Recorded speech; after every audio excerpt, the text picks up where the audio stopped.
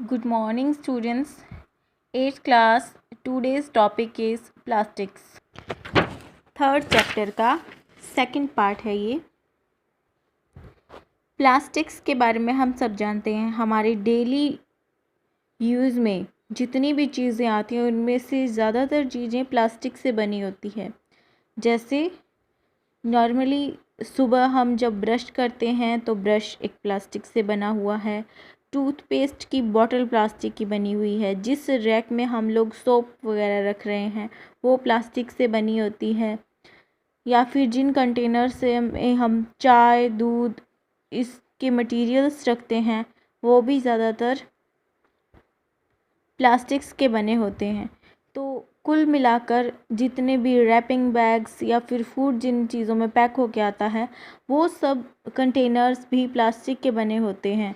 आप स्कूल में जब टिफ़िन लेके आते हो उसका कवर या फिर वाटर की बॉटल, आपका ज्योमेट्री बॉक्स, आपके पेन की बॉडी बाहर की, पेन की रिफ़िल, ये सब प्लास्टिक से ही बने होते हैं। तो प्लास्टिक हमारे चारों ओर बहुत ही तरीके से काम में आ रहा है। प्लास्टिक एक ग्रीक वर्ड है जो प्लास्टिकोस से बना है। प्लास्टिकोस एक ग्रीक वर्ड है। इसका मतलब होता है शेप्ड और मोल्डेड बाय हीट, कि गर्मी दे करके या गर्म करके उन्हें मोड़ा जा सकता है और शेप दी जा सकती है, आकार बदला जा सकता है। ऐसी चीज़ें जिनको गर्म करके उनका आकार बदल सकते हैं और उन्हें मोड़ सकते हैं उसे हम प्लास्टिक कहते हैं। तो नॉर्मली आपने नोटिस भी किया होगा कि कोई भी प्लास्टिक की चीज़ है, अगर हम उसको गर्म करते हैं, जैसे प्लास्टिक का कोई स्पून है उसको हम गर्म करें या प्लास्टिक की बॉटल है तो वो मेल्ट हो जाते हैं और हम उन्हें मोड़ भी सकते हैं, उनका शेप बदल सकते हैं। तो ये सब चीज़ें प्लास्टिक की प्रॉपर्टीज़ में आती हैं। प्लास्टिक का सबसे ज़्यादा यूज़ इसलिए हो रहा है क्योंकि ये हीट रेजिस्टेंस होता है। ये गर्म बहुत कम होता है और बहुत जल्दी ठंडा होता है। यानी कि जो भी चीज़ें गर्म होने वाली हैं, गर्म होने वाले सरफेस हैं, जैसे खाना बनाने का कुकर का हैंडल होता है, फ्राइंग पैन का हैंडल होता है, टी पैन का हैंडल होता है, उन सब चीज़ों पर प्लास्टिक लगा होता है क्योंकि ये बहुत हीट को बहुत कम पास होने देता है अपने अंदर से, तो बहुत कम गर्म होता है, बजाय इसके कि मेटल्स की चीज़ें हों। मेटल्स की चीज़ों से प्लास्टिक कम गर्म होता है, इसीलिए इसका हर जगह पर यूज़ हो रहा है, जैसे किचन में, कुकवेयर्स में, या फिर हम किसी गर्म करने वाली चीज़ के हैंडल्स वगैरह में भी इसका यूज़ करते हैं। कार्बन बेस्ड जितने भी ऑर्गेनिक कंपाउंड्स होते हैं उन सबको जोड़ करके एक लंबी चेन का पैटर्न बनाया जाता है और लाइनर तथा क्रॉस लिंक्ड यूनिट्स को जोड़ करके प्लास्टिक को अरेंज किया जा सकता है। तो प्लास्टिक्स 2 टाइप के पॉलीमर्स होते हैं। फर्स्ट जो आपको ए फिगर में दिखाई दे रहा है लाइनर, और दूसरा है क्रॉस लाइक अरेंजमेंट वाले पॉलीमर्स। इसी के आधार पर, इसी के बेस पर प्लास्टिक्स की हार्डनेस और सॉफ्टनेस टिकी होती है। और प्लास्टिक्स को हम 2 ग्रुप्स में डिवाइड कर सकते हैं। First thermostatic plastic and second is thermoplastics. Thermostatic plastics एक बार गर्म करके किसी भी शेप में यदि हम उनको कन्वर्ट कर दें तो दोबारा से उनको अगर हम गर्म करेंगे तो वो हीट देने पर, यानी कि थर्म देने पर, वो और ज़्यादा सेट होने लगते हैं। एक बार शेप देने के बाद उनकी शेप को हम कन्वर्ट नहीं कर सकते क्योंकि वो दोबारा से सॉफ्ट नहीं होते, उनकी शेप बिगड़ सकती है। लेकिन थर्मोप्लास्टिक्स जो हैं उनको यदि हम गर्म करें तो वो सॉफ्ट हो जाते हैं और उनको बार बार हम मॉडरेट कर सकते हैं और बार बार उनको हम मोल्ड कर सकते हैं और उनको बदल सकते हैं। थर्मोप्लास्टिक्स के कुछ एग्जाम्पल्स हैं, जैसे पॉलिस्टर्स, पीवीसी एंड पॉलीप्रोपिलीन। इन सबको हीट दे करके रीमोल्ड किया जा सकता है और ये थोड़ी सी हीट से ही मेल्ट होने लगते हैं और उनके शेप को भी हम चेंज कर सकते हैं, क्योंकि इनके अंदर प्लास्टिक्स जो हैं वो लाइनर शेप में, जो आपको ए शेप दिखाई दे रहा है, प्लास्टिक के मोनोमर्स जो हैं वो ए शेप में जुड़े होते हैं, जिससे उनके बीच का बॉन्ड हीट देने पर कमज़ोर हो जाता है, वो एक दूसरे से दूर हो जाते हैं। सबसे पहला इसका एग्जाम्पल है पॉलीथीन।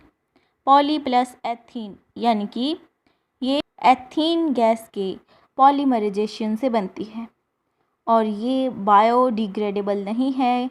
ये पर्यावरण को नुकसान बहुत ज़्यादा देता है, क्योंकि ये डिस्ट्रॉय नहीं होता, चाहे सालों साल पड़ा रहे। इसका यूज़ होता है किचन के यूटेंसिल्स बनाने में, लेबोरेटरी में कुछ कप्स या बॉटल्स बनाने के लिए इसका यूज़ होता है, और इंसुलेशन ऑफ इलेक्ट्रिकल वायर्स, ये इसका मेन यूज़ है। हमारे घर में जितने भी कैरी बैग्स आते हैं और टेप्स होती हैं, जो एडहेसिव टेप्स होती हैं जिनसे हम जोड़ने का काम करते हैं, जैसे सेलो टेप, उन सब में भी इसी पॉलीथीन का यूज़ होता है।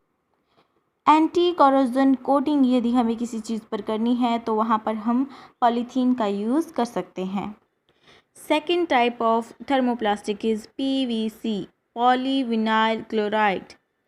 इसको विनाइल क्लोराइड के पॉलीमराइजेशन से बनाया जा सकता है और ये भी एक लाइनर प्लास्टिक है। इसके अंदर भी विनाइल क्लोराइड के मॉलिक्यूल्स हैं, वो लाइनर शेप में मिले होते हैं, लाइनर शेप में उनकी अरेंजमेंट्स होती हैं। इनसे हम लंच बॉक्सेस बनाते हैं, हैंड बैग्स बनाते हैं, रेन कोट्स जो कि वाटर प्रूफ होते हैं वो बनाते हैं, शूज़ और शूज़ के सोल्स बनाए जाते हैं, इलेक्ट्रिकल पाइप्स और फिटिंग करने वाली जो पाइप्स होती हैं और इलेक्ट्रिकल वायर्स जो होती हैं उन सब में भी इसका यूज़ होता है। उनके इंसुलेशन में, इलेक्ट्रिकल वायर्स के इंसुलेशन में PVC का यूज़ होता है। वाटर पाइप्स जो हमारे घरों में आती हैं और वाटर टैंक्स और सैनिटरी फिटिंग जितनी भी है उसमें जो चीज़ें यूज़ होती हैं वो सब PVC से बनाई जाती हैं। डेकोरेशन के लिए जो विनाइल फ्लोर्स आते हैं उन सब को बनाने के लिए भी PVC का यूज़ किया जाता है। Next type is polypropene. ये प्रोपीन गैस के मॉलिक्यूल्स के पॉलीमराइजेशन से बनता है। प्रोपीन गैस के पॉलीमराइजेशन से पॉलीप्रोपीन बनता है। ये एक थर्मोप्लास्टिक है और इसका यूज़ बैटरीज़ में होता है, सिंथेटिक कारपेट्स में इसका यूज़ होता है जो हम फ्लोर पर बिछाते हैं जब रेनी सीज़न होता है, और डोरमेट्स में भी इसी का यूज़ होता है। पैकिंग मटेरियल जितना भी है या कंटेनर्स हैं उन सब में इसका यूज़ होता है। Next is Teflon. टेफ्लॉन एक ब्रांड का नेम है। इसकी फुल फॉर्म होती है पॉलीटेट्राफ्लूरोएथिलीन। पॉलीटेट्राफ्लूरोएथिलीन ये एक थर्मोप्लास्टिक है और ये हीट और केमिकल से अनअफेक्टेड रहता है। ये गर्मी को सहन कर सकता है और इसका यूज़ नॉन स्टिक जितने भी फ्राइंग पैन्स और कुकिंग यूटेंसिल्स होते हैं उनके अंदर किया जाता है, उनकी नॉन स्टिक कोटिंग के लिए। लुब्रिकेंट के रूप में टेफ्लॉन का यूज़ होता है और नॉन स्क्रैचेबल कोटिंग जो काफ़ी सारी व्हीकल्स पे आती है, या फिर नॉन स्क्रैचेबल ग्लासेस जो होते हैं, या फिर कुछ ऐसी चीज़ें होती है जैसे LED स्क्रीन्स, इन पर भी कई बार नॉन स्क्रैचेबल कोटिंग लगाई जाती है या फिर ग्लास वायरिंग की जाती है, सेफ्टी ग्लासेस लगाए जाते हैं, उन सब में टेफ्लॉन का यूज़ होता है। Next is polystyrene. इसको नॉर्मली हम थर्मोकोल कहते हैं। ये काफ़ी लाइटर होता है और पॉलीथीन का ही एक पॉलीमर होता है। इसे आसानी से मोल्ड किया जा सकता है अगर इसको हीट दी जाए। आप थर्मोकोल के बारे में सब लोग जानते ही होंगे। थर्मोकोल जो है वो पैकेजिंग मटेरियल में यूज़ होता है, या फिर जितने भी हम होम यूज़ के लिए हम मशीन्स लेके आते हैं, जैसे वॉशिंग मशीन्स, रेफ्रिजरेटर्स या फिर कोल्ड स्टोर्स जितने भी होते हैं, वहाँ पर इसका यूज़ होता है। रेफ्रिजरेटर्स के जो बॉक्स होते हैं उनके अंदर इस थर्मोकोल को लगाया जाता है ताकि उनको कोई बाहर से इंजरी ना हो, उनको बाहरी दबाव से कोई भी इंजरी ना हो, इसलिए इस चीज़ को लगाया जाता है। कंटेनर्स बनाने के लिए, और हम जो आइस कूलिंग वाले बैग होते हैं उनके अंदर भी, जहाँ पर दवाइयाँ वगैरह रखी जाती है, वहाँ पर भी थर्मोकोल का यूज़ होता है ताकि हीट अंदर से बाहर ना आ सके, बाहर से अंदर ना जा सके। और जो यूज़ स्टोव वाले या फिर हम डिस्पोजेबल यूटेंसिल्स जिनको कहते हैं, डिस्पोजल वाले जितने भी बर्तन होते हैं वो भी ज़्यादातर थर्मोकोल से बनाए जाते हैं। ये थे थर्मो प्लास्टिक्स। अब हम थर्मोसेटिंग प्लास्टिक्स के बारे में पढ़ेंगे, जिनको हम एक बार शेप यदि दे दें तो दोबारा उनको मेल्ट नहीं कर सकते हम। सबसे पहला जो है वो है bakelite and second is melamine. ये दोनों थर्मोसेटिंग प्लास्टिक्स हैं। बेकेलाइट जो है वो हीट का पुअर कंडक्टर होता है। इसके अंदर से होकर के इलेक्ट्रिसिटी और हीट बहुत कम क्रॉस हो सकती है, और इसका यूज़ यूटेंसिल्स के हैंडल बनाने में, इलेक्ट्रिकल स्विचेस बनाने में, प्लग्स बनाने में, और इलेक्ट्रिकल फिटिंग का अदर जो सामान होता है उसे बनाने के लिए यूज़ किया जाता है। Second is melamine. This is a versatile material. ये फायर और हीट को बेटर रेजिस्टेंट करता है। इसका यूज़ टाइल्स बनाने के लिए, किचनवेयर बनाने के लिए, फैब्रिक्स बनाने के लिए, और फायर रेजिस्टेंट फैब्रिक्स और टेबल टॉप बनाने के लिए किया जाता है। So there we have two type of thermosetting plastics, one of bakelite and second is melamine. So plastic की जनरल प्रॉपर्टीज़ क्या हैं जिनके कारण हम इसका यूज़ बहुत ज़्यादा करते हैं। जब से प्लास्टिक को डिस्कवर किया गया है तब से लेकर आज तक ये एक मॉडर्न सोसाइटी का रोलेबल यूजेबल थिंग बन गया है। हम प्लास्टिक के यूज़ को काफ़ी मॉडर्न थिंग मानते हैं। इसमें से कौन कौन सी प्रॉपर्टीज़ हैं। सबसे पहला तो ये लाइट वेटेड होता है, इसका प्राइस बहुत लो होता है और इसकी स्ट्रेंथ भी काफ़ी होती है, इजीली इसको हैंडल किया जा सकता है। प्लास्टिक्स एयरक्राफ्ट और स्पेस क्राफ्ट होते हैं। इनकी कुछ जनरल करैक्टरिस्टिक्स ऐसी हैं कि ये प्लास्टिक्स जो हैं वो नॉन रिएक्टिव होते हैं, क्योंकि ये हीट, एसिड्स, एयर या वाटर के प्रति कोई भी तरीके का रिएक्शंस नहीं देते, कोई भी केमिकली रिएक्शन ये नहीं करते, इसीलिए इनका केमिकल स्टोर्स में भी बहुत यूज़ होता है। और दवाइयों के कंटेनर्स बनाने के लिए भी प्लास्टिक का बहुत यूज़ होता है, क्योंकि ये नॉन रिएक्टिव होते हैं। प्लास्टिक लाइट वेटेड होते हैं, स्ट्रॉन्ग होते हैं और लंबे समय तक चलने वाले होते हैं, ड्यूरेबल होते हैं। इसीलिए हाउस होल्ड आर्टिकल्स में प्लास्टिक्स का बहुत ज़्यादा यूज़ होता है, और ये मेटल्स से काफ़ी सस्ते होते हैं, इसीलिए इनका यूज़ बहुत ज़्यादा लेवल पर किया जाता है। प्लास्टिक्स हीट और इलेक्ट्रिसिटी के बहुत पुअर कंडक्टर होते हैं, इसीलिए इनका यूज़ बहुत ज़्यादा किया जाता है। प्लास्टिक्स फ्लेमेबल भी होते हैं, अगर इनको फ्लेम या फायर पर रख दिया जाए तो ये बहुत ज़्यादा आग जल्दी पकड़ लेते हैं। प्लास्टिक्स नॉन बायोडिग्रेडेबल होते हैं और ये इसका सबसे बड़ा लॉस है हमारे इन्वायरमेंट के लिए।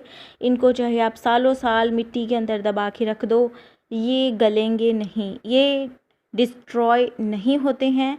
आप एक लकड़ी के टुकड़े को और एक प्लास्टिक के टुकड़े को सेम टाइम पर सेम ड्यूरेशन के लिए मिट्टी के अंदर दबा कर रखिए, उनको सेम कंडीशन में रखिए, तो लकड़ी का टुकड़ा जो है वो डिस्ट्रॉय हो जाएगा और थोड़े ही टाइम में वो डिग्रेड हो जाता है। लेकिन प्लास्टिक्स आर नॉन बायोडिग्रेडेबल, ये डिस्ट्रॉय नहीं होते। सो ये हमारे इन्वायरमेंट के लिए एक बहुत ही एक्सट्रीम डेंजर है, बट इसका एक लार्ज लेवल पर बहुत ज़्यादा यूज़ हो रहा है, इसीलिए हम प्लास्टिक को अपने आप से, अपनी लाइफ से अलग नहीं कर सकते। ये हमारी लाइफस्टाइल का एक हिस्सा बन चुका है। प्लास्टिक और इन्वायरमेंट। प्लास्टिक से बहुत ज़्यादा हानि हो रही है हमारे इन्वायरमेंट को। अब तक के जितना भी हमने लेसन पढ़ा है और हमारे लाइफस्टाइल में डेली यूज़ में हम देख सकते हैं कि plastic is a extremely versatile material with a number of uses. Plastic have large number of uses, so we can't give up this. इसकी कुछ जैसे लॉन्ग लाइफ, टफनेस या केमिकल्स की रेजिस्टेंस और बायोलॉजिकल एजेंट्स के कारण ये बहुत ही यूज़फुल है, बट ये हमारे इन्वायरमेंट के लिए बहुत ज़्यादा डेंजरस है, क्योंकि ये डिकम्पोज नहीं होता, इसीलिए ये इन्वायरमेंट फ्रेंडली नहीं है और ये इन्वायरमेंट को पोल्यूशन की कंडीशन में लेके जा रहा है। क्योंकि डिकम्पोज की जो एक प्रोसेस होती है, ये एक नेचुरल प्रोसेस होती है। इसके अंदर बैक्टीरिया जो हैं वो एक्शन करते हैं, लेकिन बैक्टीरिया सिर्फ बायोडिग्रेडेबल मटेरियल्स जैसे कॉटन, पेपर, वेजिटेबल्स एक्सेट्रा पर ही अपना रिएक्शन दे सकते हैं, क्योंकि ये सब केमिकल के लिए रिएक्टेबल हैं। बट ये जो प्लास्टिक्स वगैरह हैं, इन पर बैक्टीरियाज अपना कोई भी रिएक्शन नहीं देते, इसीलिए प्लास्टिक डिग्रेड नहीं हो सकता, प्लास्टिक डिकम्पोज नहीं हो सकता। इस टेबल में आपको कुछ वेस्ट के टाइप्स हैं जो कि डिकम्पोज होने में कितना टाइम लेते हैं, ये सब बताया गया है। और यूज़ करने के बाद में जब हम प्लास्टिक को डिस्पोज करते हैं तो ये जब डिकम्पोज नहीं होता तो ये हमारे इन्वायरमेंट में हमारे चारों ओर ही पड़ा रहता है।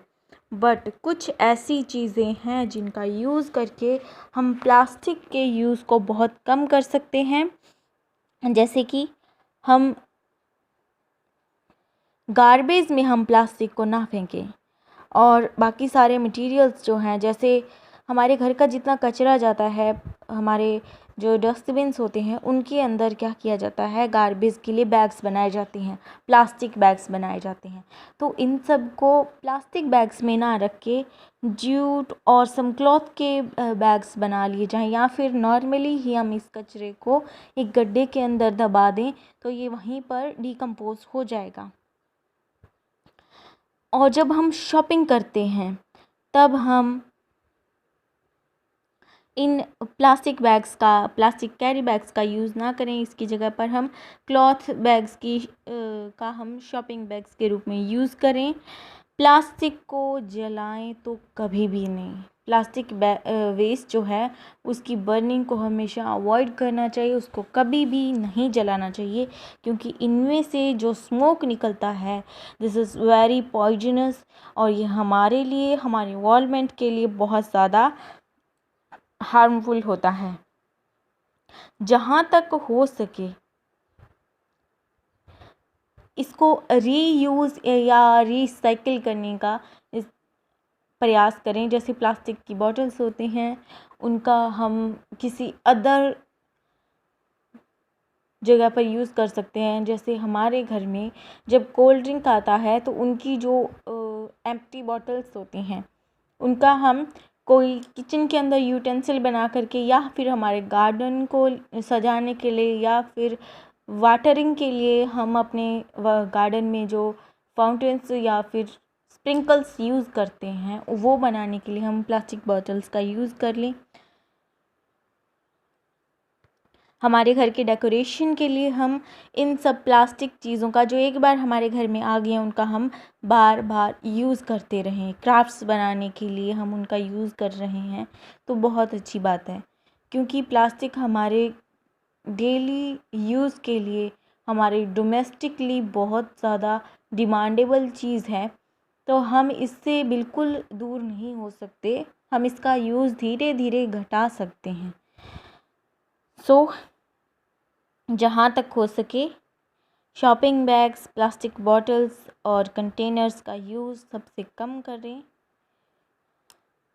बट यदि इनका यूज़ हम कर रहे हैं तो इनको वेस्ट में मत फेंकें, इसको नॉर्मली इन्वायरमेंट के टच में ना फेंकें, हमारे डस्टबिन में ना फेंकें, क्योंकि वहाँ से कुछ जानवर वगैरह भी इसको खा लेते हैं और उनके यदि ये स्टमक में चली जाए तो ये उनको बहुत ज़्यादा हार्म पहुंचाती हैं, बहुत ज़्यादा डेंजरस है उनके लिए, उनको डेथ तक भी लेके जा सकती हैं। So be careful, be eco friendly and be safe. Have a nice day. Thank you. यहाँ तक का लेसन अगर आपको समझ में आया है तो आप तो भी हमें कमेंट कीजिए। अगर आपको यहाँ तक कोई भी प्रॉब्लम है तो आप हमसे शेयर कर सकते हैं। Thanks a lot.